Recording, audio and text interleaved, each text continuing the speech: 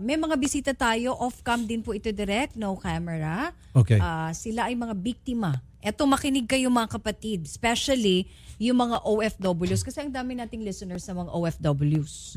So makinig po kayo alias Irma, alias Dina at alias Mark para ireklamo ito pong isang online scam na nanloloko po ito sa mga OFWs at gusto lang nilang mabigyang babala o public awareness para wala nang mabiktima pa. Sige, magandang hapon po sa inyo, sir, mga ma'am. Magandang hapon din po. Kayo na lang ho, si alias Irma. Yes po. Kayo po si Ma'am Irma. Yes po. Sino magsalita? Si Ma'am Irma o si Ma'am? Si Ma'am Dina po. Ma'am Dina, maganda, pinapasa sa iyo. Magandang hapon po, ma'am. Magandang hapon din po sa lahat na nakikinig. Sige po, ikwento niyo po. Ako po nasali po sa business online noong pong March. Okay. At nag-pay in po ako ng una 5,000. Pay in. Membership siguro.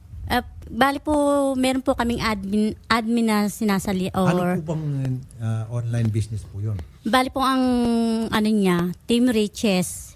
Ano nga po, may binibenta ho ba? Wala po. Basta pa ang lang niya sa amin na within 1 month, madodoble yung aming pera. Ay, yan naman talaga Opo. noon pa. So walang produkto, parang Scam na yan. investment mo lang. Napaniwala pa rin ho kayo. Paulit-ulit na po Opo. yan ina-announce namin dito, pati sa ibang mga programa sa radyo. Bali television. po noong una, nahihirapan po kaming makumbinsi kami. Oh. Yung po kong kapatid ko, nagpe-pay out naman siya. Ganun naman ho talaga. Meron talaga silang babayaran. Mag-i-invest din yan sila. Opo. Di ba? Not yung babayaran nila, yun ang magsasalita na nakatanggap ako. Opo. In fact, magpapakita pa yun ng mga kotse, paalahas, di ba? At kung ano pa, napatawa si ma'am, tama ako, di ba? Sisilawin ho kayo. Di ba? Titirain nila yung weakness nyo. In some cases, sorry po hindi lang kayo, ang pinapatamaan ko rito, yung greed.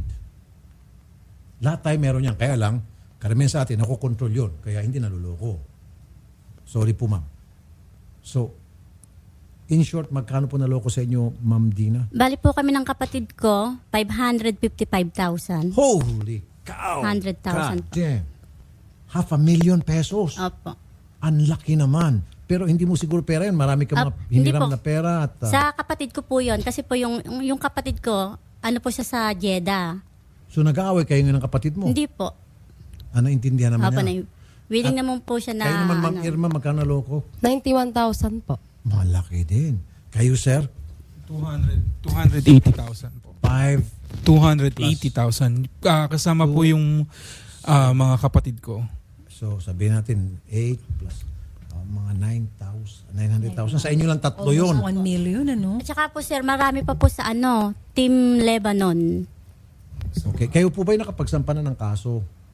So, sorry ma'am, I'm not gonna glorify this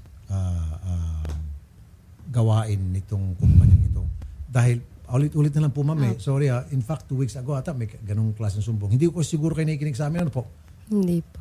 Okay, sige po.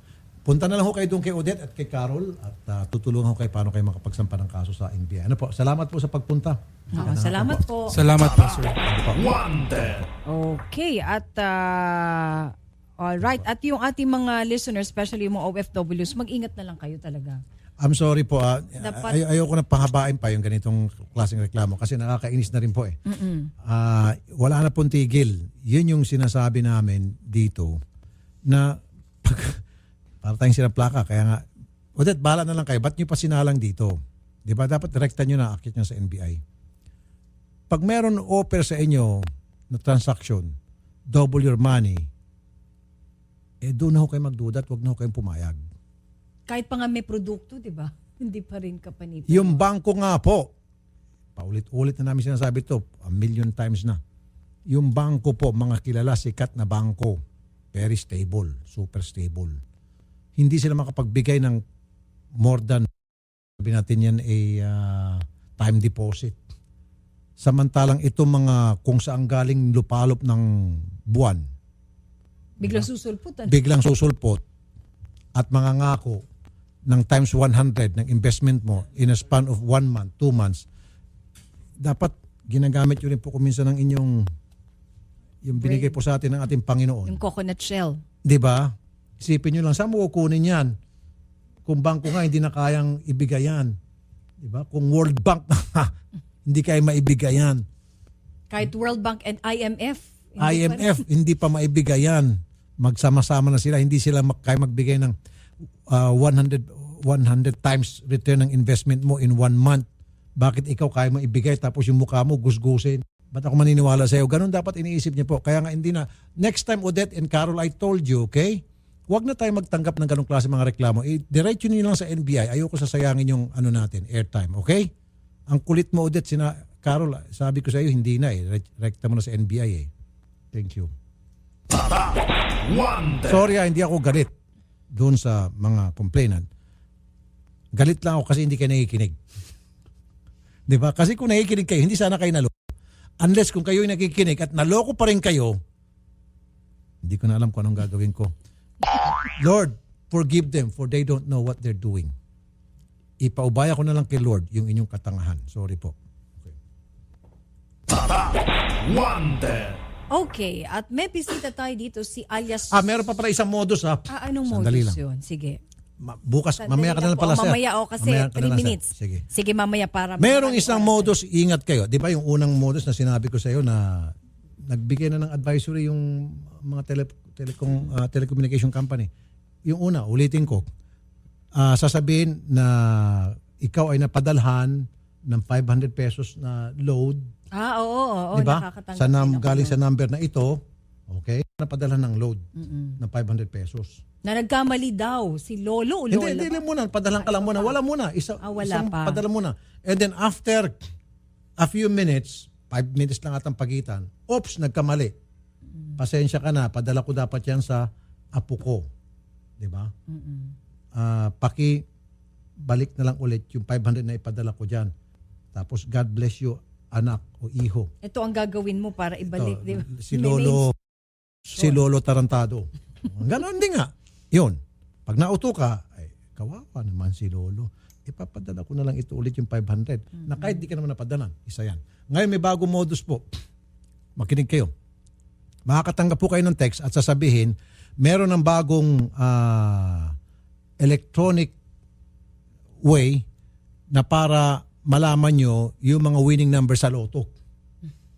Yes. Talaga lang. By cellphone.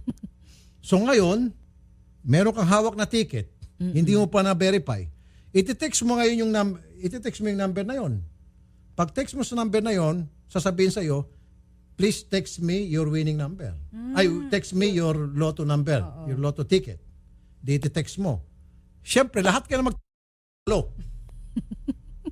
Nagets nyo? Lahat kayo panalo. Lulundag-lundag kayo, panalo na ako. Imbis na pupunta ka sa